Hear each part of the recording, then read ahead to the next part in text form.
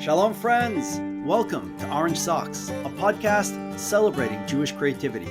I'm your host, Yitzchok Moully, inviting you to join me in exploring the soul of Jewish expression. Shalom, friends, and welcome to a very messy studio. I decided I'm not cleaning up for you. I've decided I'm not cleaning up for you either.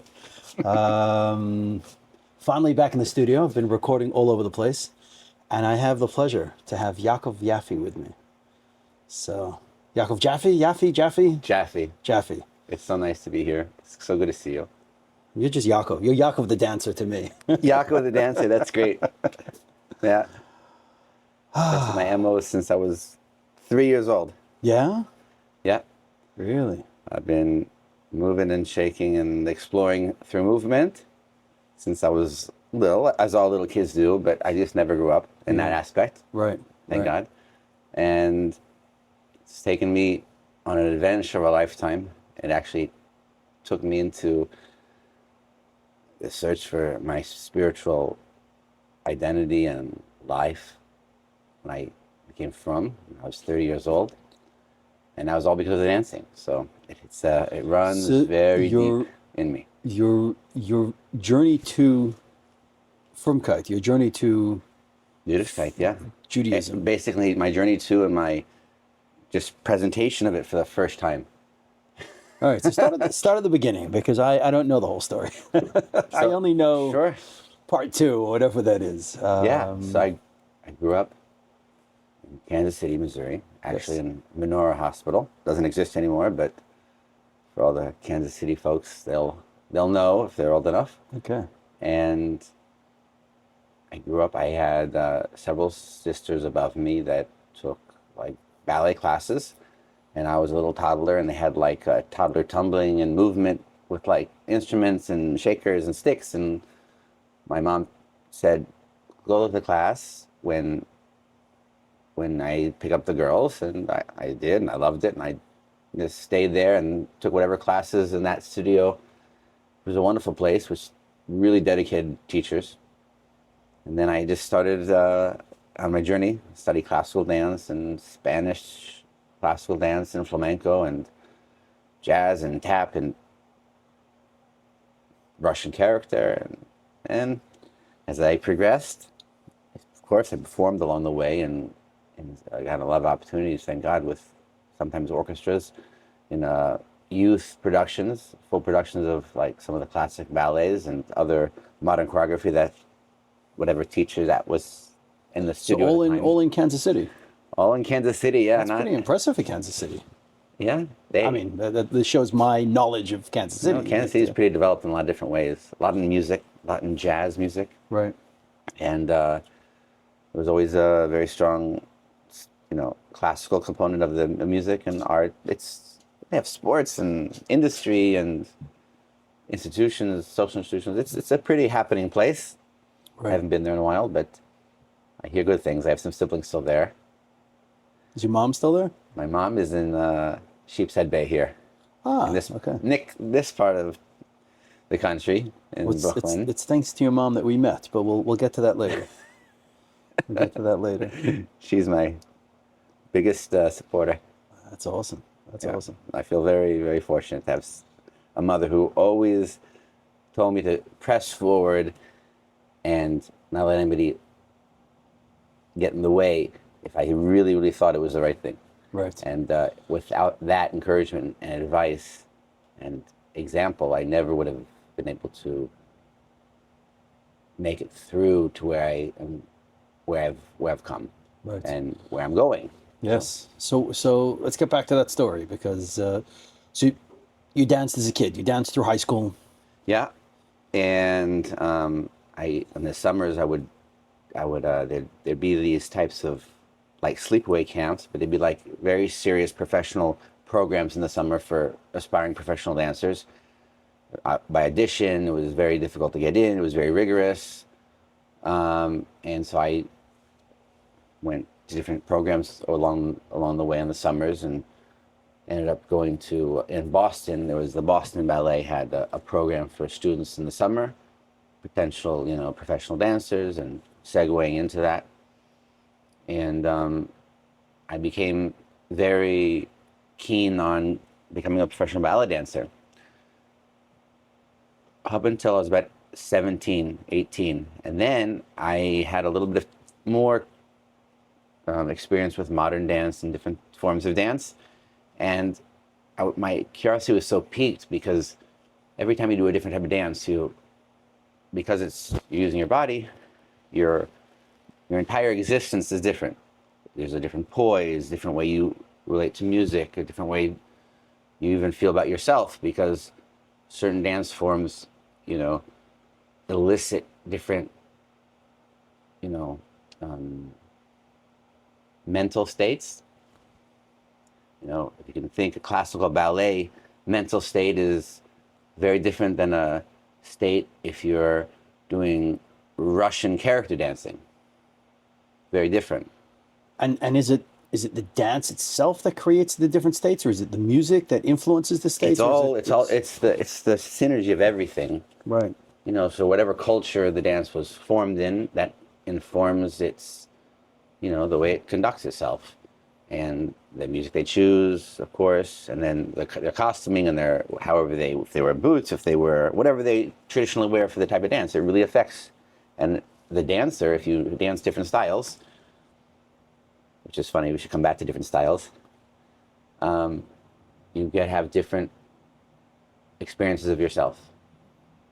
So could you bounce between different styles on any given day or yes, month? always, yeah. Okay. I'd be training in all different the styles I was learning. So you could do a recital.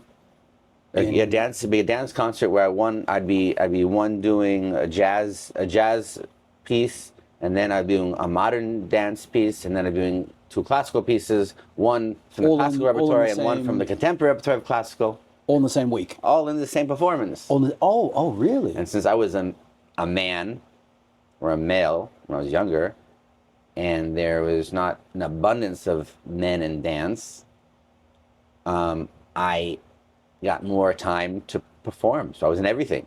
I was always on full throttle, which was great. Right. Because it allowed me to grow and many iterations, The more time I'm on stage, the more mistakes I make, the better performer I become. Right. Eventually. The more experience I have. It's just because I get more run time. Right. So you're in college, or you're entering? So yeah, no, actually, I decided to go to college. I was going to become a professional dancer, ballet, right. and not go to college right after high school. I didn't, because I was too drawn to learn more about modern dance, which I only had a very superficial connection with.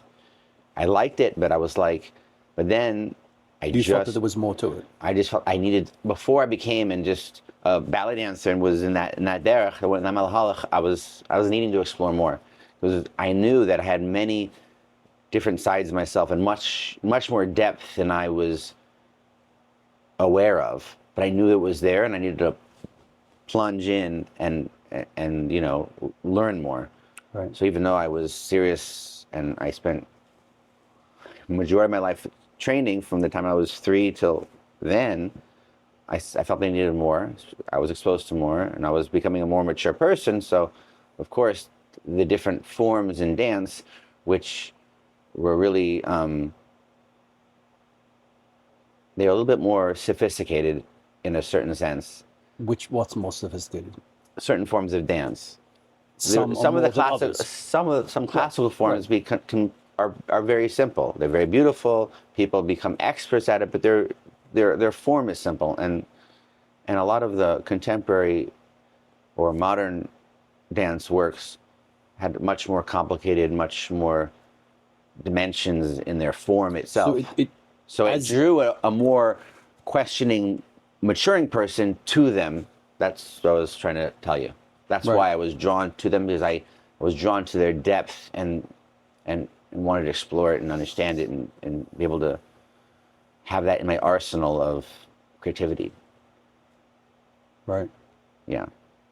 But I took a turn, decided to go to college.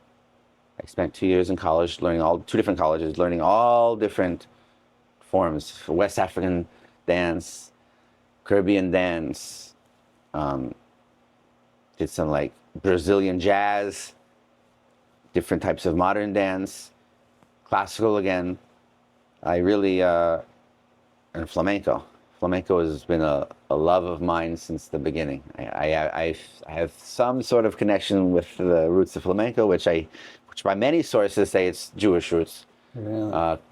coming from people Yidden who left and were dispersed all the way to Spain, and they would have something called contehundo, called deep song, and they'd be reciting. Many people say it's historians, whatever they say, there was Tehillim, became singing and clapping, and it formed as an art, and it started Jewish, but then became nationalistic of Andalusia, Which is where? What? Spain. Of Spain. Yeah.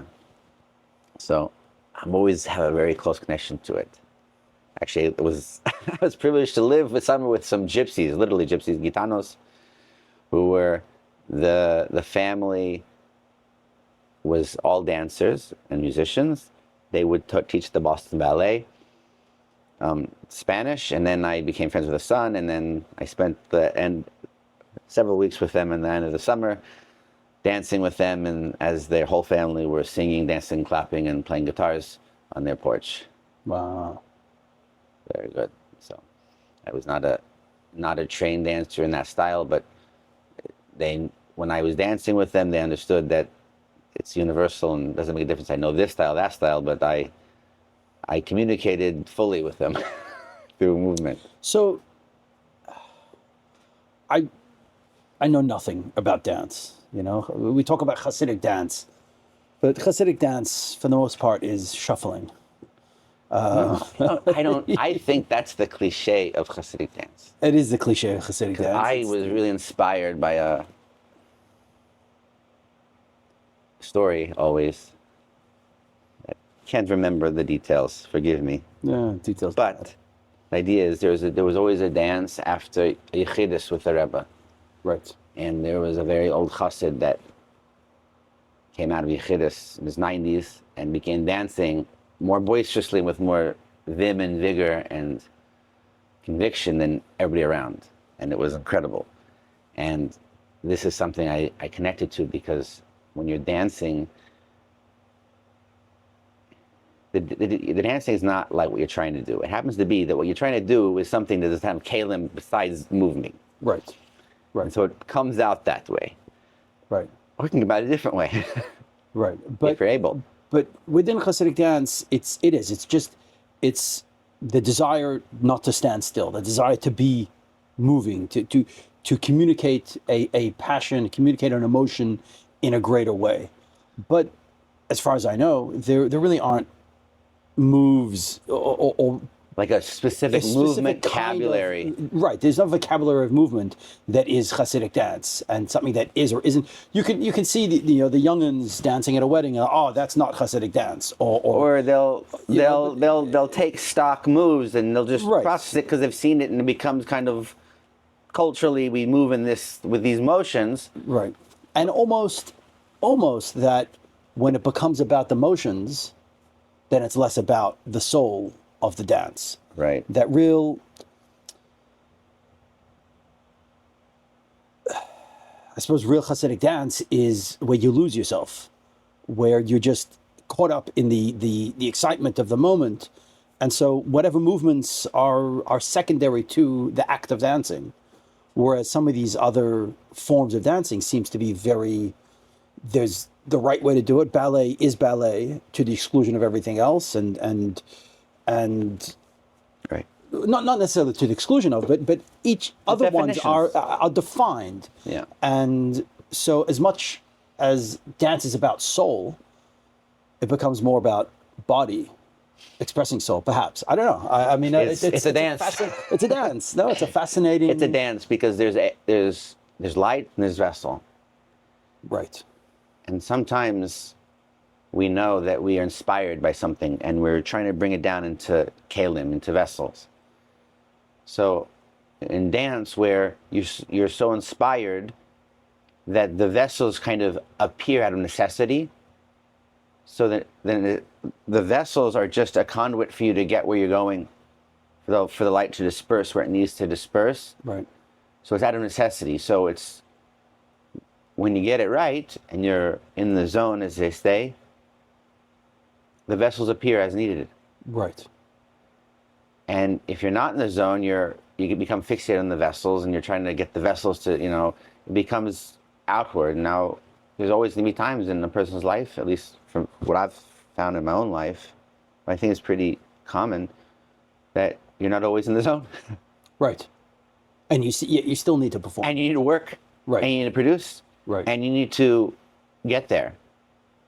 So there is something in Chassidus that, in a certain way, the body's higher than the soul. We know that. Right. We know that eventually, which is right now, because we've hit eventually. Mashiach is coming.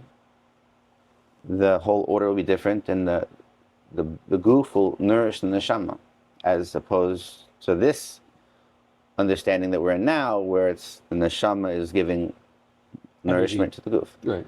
The soul. So the soul is giving energy to the body. Sorry. Yeah. Right. So I try to think about having a geula dika mentality. So let's just do it now. So that helps me through dry times where I don't feel the light. But when you don't feel the light, you have to remember it's because you don't need the light, because the essence is there, and the essence is in the flesh. So then I try to do something which is a little bit counterintuitive, but I try to listen to the intelligence, not of the brain, but of the chomer. Right. And a lot of times, there's a lot of things that we don't realize that have been put in there. Emotions, things that need to be worked out, like in our psychologically, spiritually, that's stuck in there. So when you listen to it, it tells its story, and then you have light from that. So that can be a way of working through a dry, creative thing. All right. So I think last time we talked, not the last time, but last time I think we really did something together. It was dancing and painting and music. Well, I want to get to that, but I want to get. Tell me that. I don't want to. Steer this ship.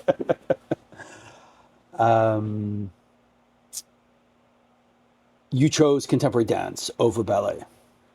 It chose me. It chose you. It's all, I just felt a strong desire to learn about it. And then once I understood that there was a possibility that something that was welling up and growing inside of me creatively could have an expressive voice that I thought was much more shaykh to me, that was exciting.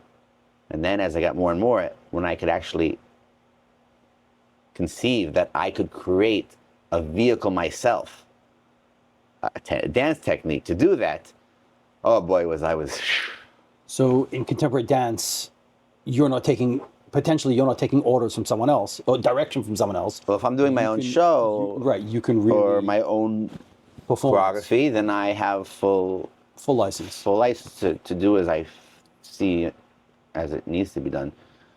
But so I worked for people. I dance all around the world with dance companies, and so when you're working for somebody, you're fulfilling their vision. So you're completely buttled to them, which is a fantastic experience, because until you can just completely let that go, and it can be brutal. And everybody knows show business is no joke. I mean, thank God I never had any abusive things, but I had brutal as far as just how to bear that, just physically. Going on the road and having, bruised and battered and broken bodies, and the show must go on, and you look like you're in a hospital ward before you get stripped down, and boom, you're dancing in front of thousands of people for hours and hours with your blood and sweat and tears literally on the stage. Puddles of blood on the stage. Not an uncommon occurrence when you're dancing barefoot and touring the world. Right. And your feet split. Wow. But you described that bittul, that that nullification to someone else's vision. That is so important. Everybody hates it. Everybody hates it. We have the talk, and unfortunately, after we feel we've been overlooked or snubbed or not appreciated enough, right. We're so sensitive, we're artists sometimes. I am. But it's so important because it allows you to listen. If you listen to somebody else, you can listen to yourself. You can listen to yourself. You can listen to the suggestions, and sometimes more than suggestions that Hashem is making. Right. So you're open to other. Yeah. And it's hard, and you have to really work on not feeling you're so important, and especially when you're just you're giving your all, and you could just collapse from exhaustion, and somebody's just leaning into you hard at your most vulnerable, and not to break down and to grow from it and to make it an experience that edifies you. This is the avoda. But I realized that because I was a professional dancer for a long time, working for very, very demanding directors, choreographers, and having the being in the spotlight of press all the time, it really pushed me to be much more and much stronger and deeper. Wow. And it hurt. It wasn't fun. Right. But hey, if you don't do something that really is hard, what do you expect, that you're going to grow leaps and bounds from just coasting? Yeah. Right. Yeah. So I did find I grew a lot from it. And looking back,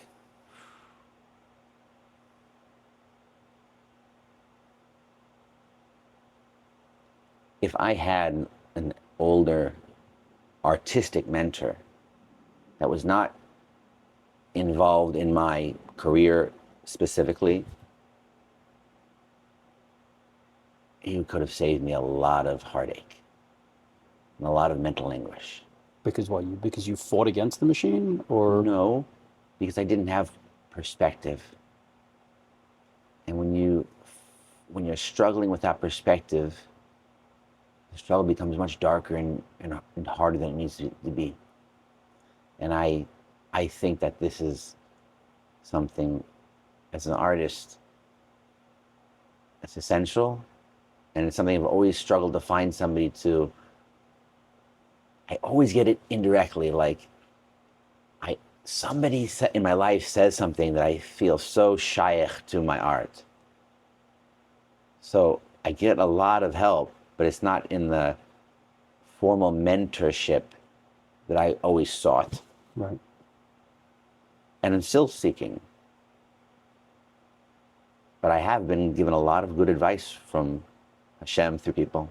Right. A lot of unexpected places. Right. Yeah. So at this stage of your journey, what did dance mean to you, if I can ask that? At this stage of my journey? At that stage, as you're describing, working for those companies and doing your own on the side. Right. What did it do for me? It was allowing me to an expression of a deeper part of myself that I hadn't found a language. And as I was performing, and I was out my own choreography and other people's choreography at very high levels, and it was very, very well produced in very, very famous theaters, I was having very spiritually motivated feelings. And it grew and grew and grew. And as my success in dancing was going up and up and up, my satisfaction and my feeling of lack in the spiritual sense grew with it. Oh, so it wasn't filling you spiritually. It was telling me I want to be filled spiritually. Right. It made this is where the keli was nourishing the neshama. Right, where the emptiness, you notice the void even more. Yeah. That when you're distracted, perhaps you don't notice the void, but you were listening. You were so listening, exploring, you were so focused, needing more. Right. Yeah. So it's like, when you have a little bit of toothpaste left, and you know you're not going to get it for a while, you can get a lot out of that. Right. You get a lot more than you think. Right. So I just was needing it a lot more out of myself. Right. And that led me to eventually the big spiritual awakening, where I used to perform around the world, and we do master classes, and I would always be teaching choreography and the style of the company that I was dancing with at the time. And that was fine and great, and I loved it. It was easy because I knew it backwards and forwards, forwards and backwards. But I started to add some of my own stuff, a little bit. Getting my feet, And then I was like, I really got to do this full. So I taught some open classes in New York City, downtown, in like open studios that professional dancers would go in, and they come to my class, and sometimes like even company members from the dance company that I was currently dancing with would come and take my class, because classes would be before normally the professional rehearsals would start. So it'd be in the morning, and late morning the rehearsals would start, because people would give time to train in whatever way they saw fit. Right. So I would sometimes teach classes or go to other people's classes too. Sometimes we'd all be teaching different places, and we'd go and teach other's classes, and it all depended. It was very, very open flow of how we, took care of our training as professionals. But I started desiring to make my own dance technique. I was really searching in the history of the different dance techniques and different cultures and everything like that, and I was just like, everything seemed so arbitrary. Why is this technique based on this as opposed to this, as opposed to this? Like all these different ones. What's something more fundamental, universal? Because I wanted to do something that was really going to be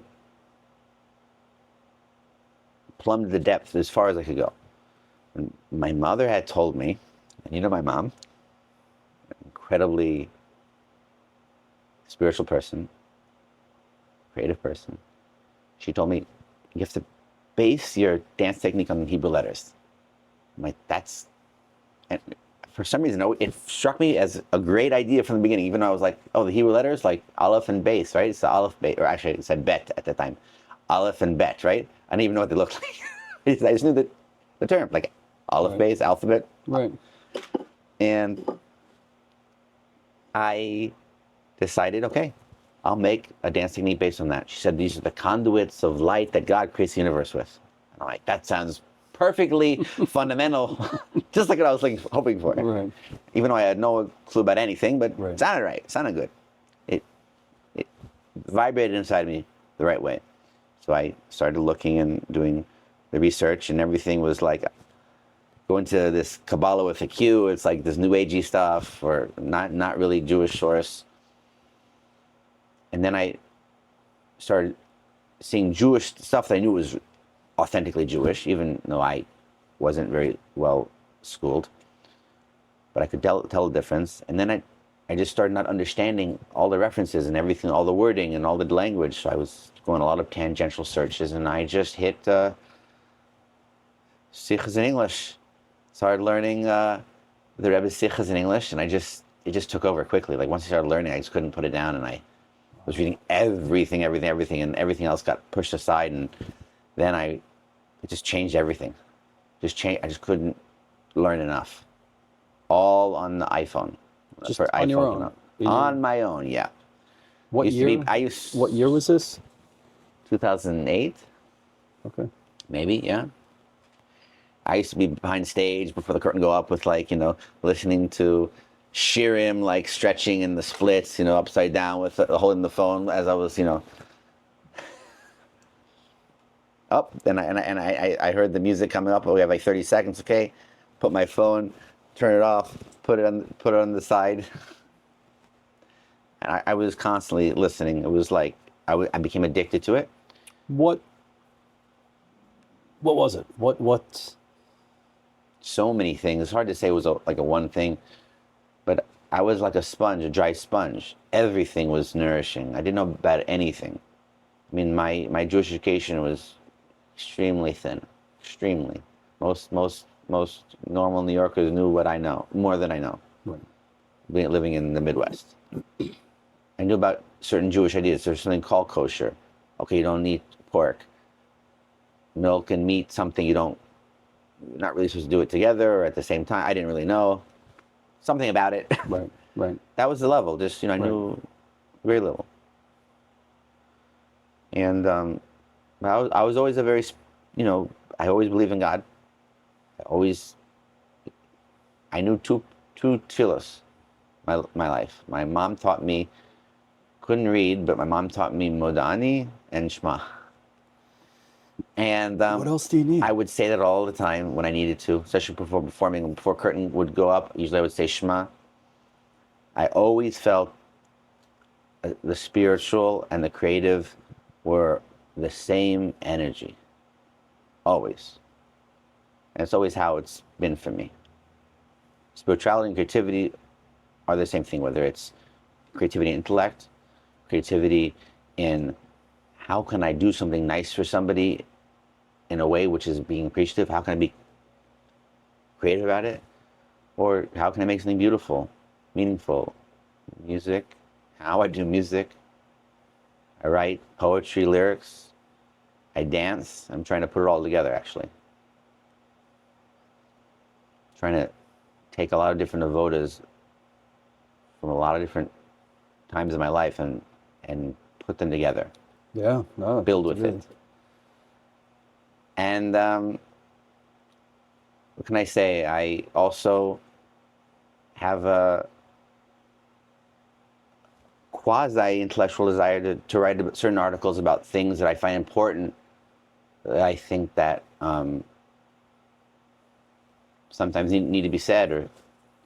So I do write sometimes.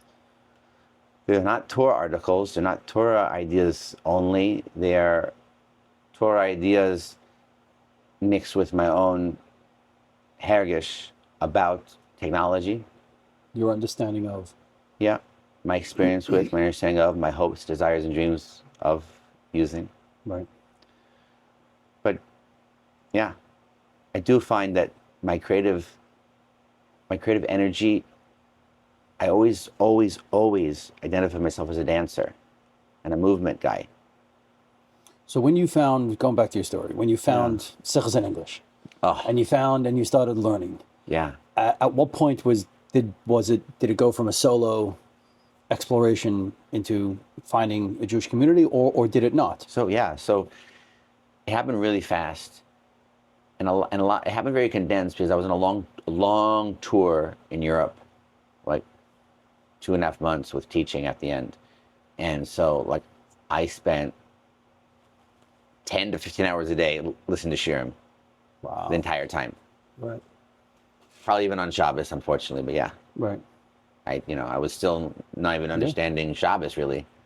Sometimes I didn't even, I knew a concept, but I didn't know any of the halachas that go with it. Practical applications of. And this is how we accomplish what we just learned. Right. Oh, that's great. Had no clue what that was. Right. Right. So, depending on, I don't really exactly remember where I was and what I was doing, but I used it as a, Bola Teva. I went into the words of Torah and Tefillah, all in English. Baruch Hashem, the Rebbe had the foresight to get all the talented people he got to translate for people just like me. Right. Baruch Hashem. I'm so thankful. So what was the next step on the journey? I told my mom, I remember I was in Manchester, England. I was on Skype. I think it was pretty early. I don't think I did video calls much before that time. I felt very cool Skyping my mom. And my sister was helping my mom on her end. She was in Kansas City and I was in Manchester.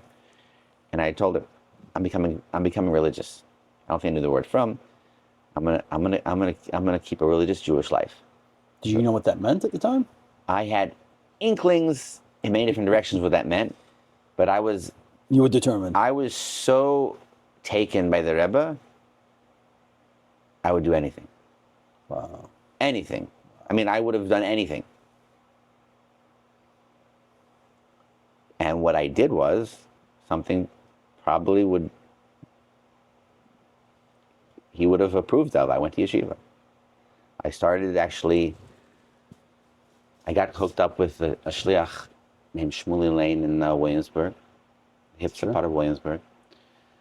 I learned with him whenever I could. I was living in Soho at the time, and I just would cross the Williamsburg Bridge. And in the mornings, I would learn with his brother-in-law, Shmuel Weinberg, in 770. We'd have 7 to 9 chavrusa. Then I'd go back into the city to dance rehearsal. And when I didn't make it, we'd learn over the phone. And then I was like, he said, you would love to go to this program in the summer coming up called a Taste of Yeshiva in Morristown. I went to Morristown, he said, and this is for guys like you who just want a little taste, see what it's like, and were interested in learning. So I said, that's fantastic, I'll do it. I went for the Taste of Yeshiva, and I stayed actually there for about 13 months. It was so short, but so sweet, so hard, so rewarding. Goes from gamut to gamut. Right. And I wanted to continue my learning, because I was saying I'm going to be somebody who's knowledgeable in Torah. Right. And I want to be a chassid of the Rebbe, and I have to learn what that means. And I'm learning what that means, but not in the way I thought, and not from the direction I thought I was going to stay and learn for 5-6 years and become a rabbi. And So you just stepped away from dance? yeah, cold turkey. Cold turkey. But not so cold. I snuck. I would go to the cheder at night, move the desks around. I put it back, of course. Right. And dance. Okay. All right. So it wasn't Choreograph. I wouldn't do it all the time, but I would do it often.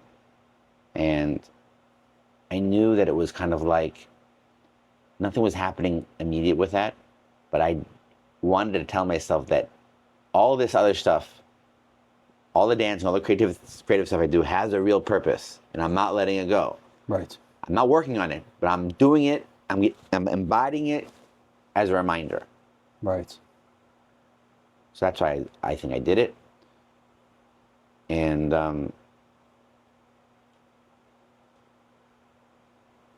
13 months later, I got married.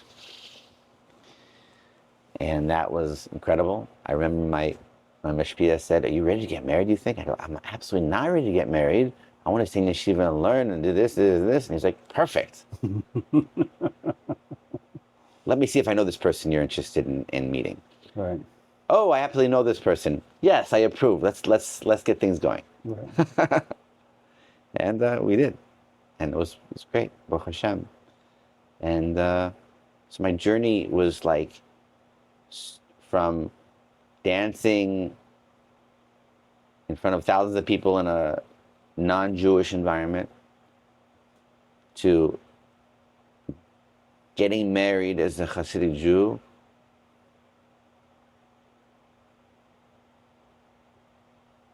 less than a year and a half.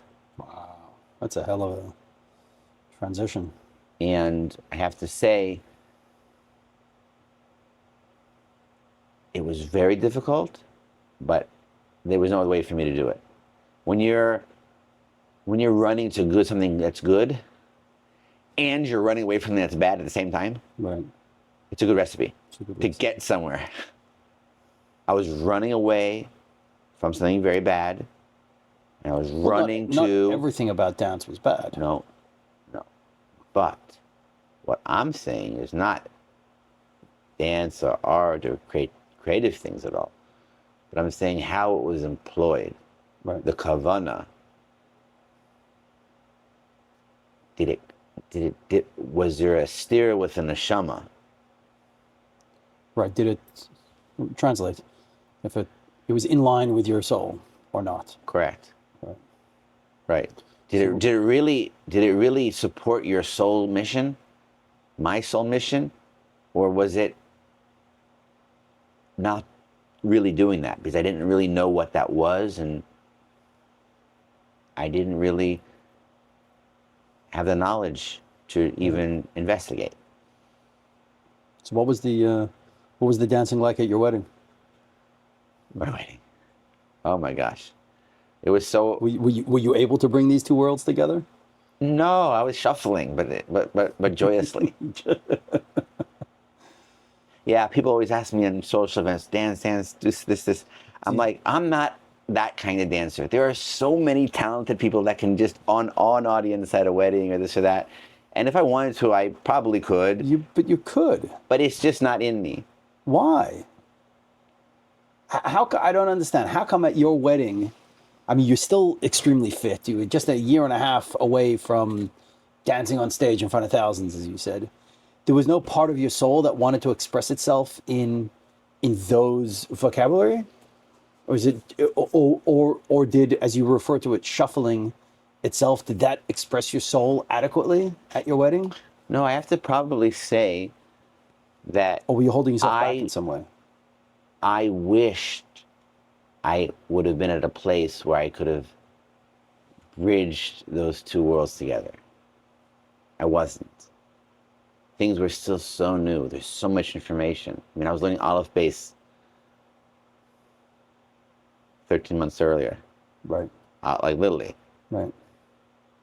You know how much information and just internal mental changes and perspective change has to happen. It was just like I was so in flux internally, not in a bad way, just like in a, I was getting a major download Right. coming into me. So you had to shut one down in order to focus on the other, to some degree. Yeah. I think things grow sometimes where it needs to grow. Right. And so I wasn't ready. But I'll tell you now, 15 years later, things have changed immensely. And that is something which I'm glad I'm very stubborn and I have a lot of perseverance, because I could have crossed off all creative involvement and desires and just try to bury it. Maybe it would cause problems, who knows? Probably would cause problems. You try to bury things that are so important, right? But people do. I've done it. I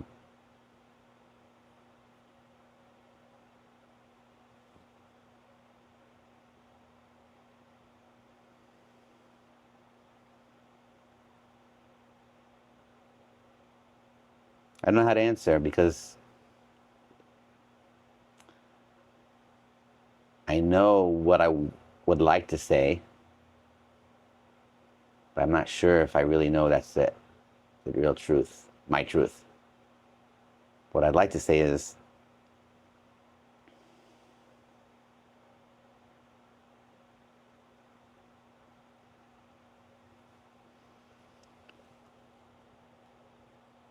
people can have a lot of fears, all different types. And a lot of times people's fears are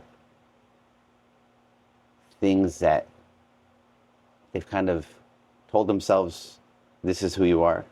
And they've built their whole identity, their self-identity, their perception of their own self based on these things. And sometimes we get to the point where we understand some of these fundamental blocks that were the foundations. they didn't use the right piece. And we kept on saying, oh, it works, it works, it works. And then now you're at a place where you're like, no, let's put a good piece there. It may be a little bit difficult, some excavations necessary. So this type of thing is often so connected with creativity, spirituality, because it's avoda. As I said, creativity and spirituality and avoda, to me, it's really just part of the same. Right. Yeah. So because that's the fact, or that's how I see it, that's how I perceive everything, I find it extremely healing or therapeutic or nourishing to really, really do my creative projects with everything I've got, because they're not just about art, not just about emotion. It's about taking all the different parts of me, and I think every artist does it, and take all that information as fuel to do what you're going to do. So I find it very healing. So you feel like you're at a balanced place now between your Judaism and your creativity, Oh, yeah. your Judaism and your dance. Yeah. So I have come to a point where I feel that I'm not timid to express myself Jewishly, spiritually, through movement. And not just movement, music, language, and all these different things. I've come to a point where I really, really know how sincere I am about it. My intention is to connect with the Eibishter, to connect with my own neshama.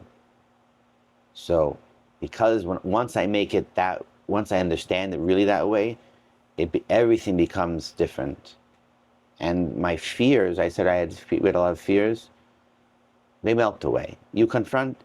I learned that the best thing to do as an artist is to confront your fears right away. Go after them, because they're holding the keys to unlock you. And it's very hard and very scary in itself. But, as you say, the only thing to fear is fear itself. Right. So in your understanding of this balance of creativity and spirituality in Judaism, yeah, is it just about your journey for yourself? Is it your journey for the purpose of impacting others? Like you were saying, you used to give classes in dance. right. Is there any part of you that sees that there's a need around you that you need to fill, or Right. That's great. giving people a deeper understanding of the capacity for dance, or the power of dance, or the meaning of dance, or the opportunity that dance could bring to other people's Judaism? I never think about it as dance specifically. I think about it as I'm giving something that's inside of me, that's ineffable. It happens to come out in dance. And not just dance now, because I do other things as well. But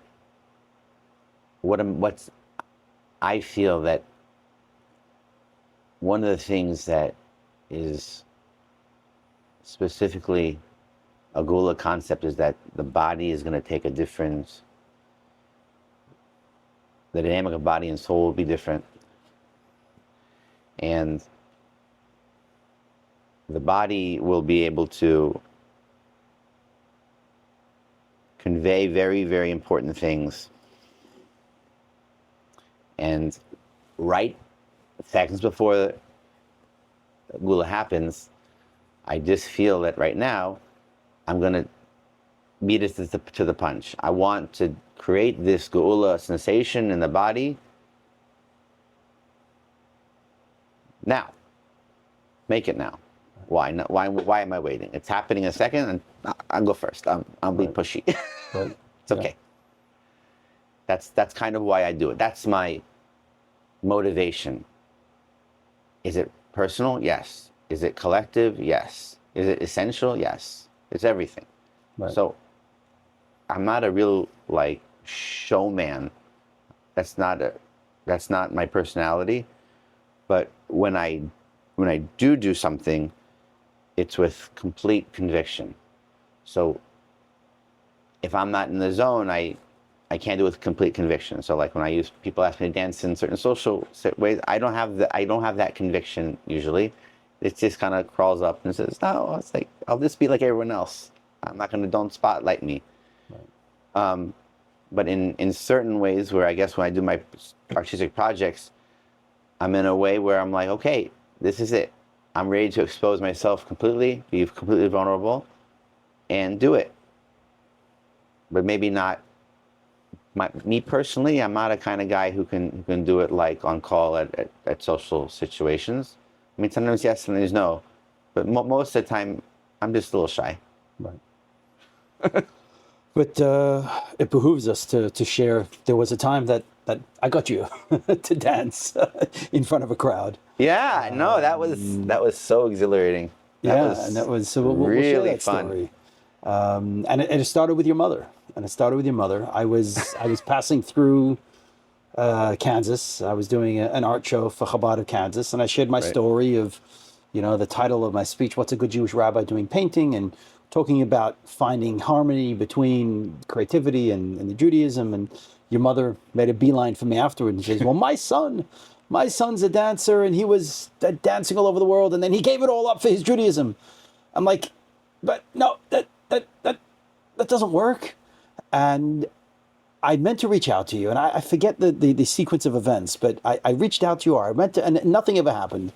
And then something happened, I don't remember again what, but it was something that Dahlia Schusterman did something or something or other, and like it got in my head like, okay, I have to reach out to you. And I did. I found your number, I called your mom, or called the rabbi, called your mom, got your number. And again, it's been a while, so I don't remember all the details, but we put together a very small dance company, Yeah. if we can call it that. It was a beautiful performance with live music, 3 really, really talented musicians. I was dancing. You had beautiful artwork / in progress. Right. Well, it was titled Orange Socks something. Orange Socks Company, Orange Socks. Again, Collective. The Orange Socks Collective. That's what it is. Yeah. We should bring that back. But it was an exploration of finding your place. So there was this line of rabbis, Right. or outlines of figures, outlines of silhouettes of figures, and you were trying to find yourself, and it just didn't work in the first, the second, and then you found yourself in this empty space, and I painted your socks orange, and then you came alive, and the music changed, and this idea of finding that balance, striking that chord. It was very extemporaneous, and it was perfect for this kind of subject matter of trying to find out who you are, how you can express that in a way that you find meaningful and you find meaningful for others. Right. It's a journey. Just when I think I know something about myself, I realize there's a lot. You get to a vista, and then you see, oh, there's more. Get to a vista, oh, there's more. Right. And that's internal and external. Right. So I've been trying to put my creative juices all together to, I'm actually going to be dancing more. Just put a little clip together of some dance, and I do a little bit of visual art with it. I would say digital art, with the clips. And I make some of my poems into songs, and I'm trying to put that together for performance. It's going to be bit by bit, but I'm doing it right now, and it's in its nascent stages right now. Amazing. I'm having a lot of fun, and I've never been more creative and had more fun doing it, and worked harder, well, because I'm older, and it's harder, than right now. Amazing. I was a young buck back when I was in my 20s, thinking I could do everything. And I just feel more creative and excited about it and enjoying it now than I ever have, which is, I never would have thought that. And I have, thank God, 8 children to enjoy that with. Wow. So And my wife. you really are living Geula. I'm living a dream in many ways. My dream, and it's developing, getting better and better. Not that everything is a bowl of cherries. I got every problem every other guy has. But what's real? I mean, I'm surprised that I was able to find myself and regather my creative energies after being very timid and very scared to do so for so long. That's so awesome. That's really awesome. It gives me such joy to Me too. to hear the arc, but to know the arc and to see you and to see, we got to perform again together. We got to do something. Absolutely.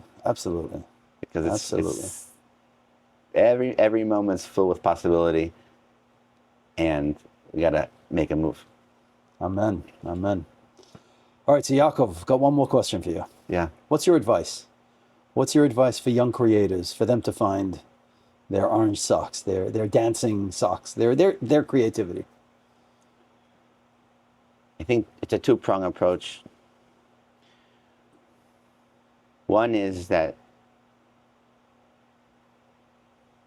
a young person is going to live a lot longer and have a lot more depth later, and they're not aware of it. None of us are, but we're aware there's a concept. We're aware that there's more to us than we have access to at the moment. So to plunge the depths of it, the inner life is essential for any artist, and it has to start young. You have to have that mindset, even though you don't have the experience and what I was maybe intimating before is that a mentor, a creative mentor, to help guide you on that, when you using that creative mentor experience to guide you when you're younger to really plunge the depths of yourself. And the creative mentor doesn't have to be necessarily in your art. I don't think. It can be any person that can get you to a point that you're really opening up the insides and exploring your insides, your inner landscape. I think those two things, that you have the right attitude as a young person and you have a good guide, and to put those together.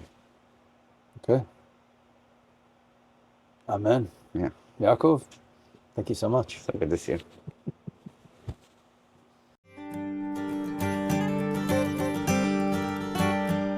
היום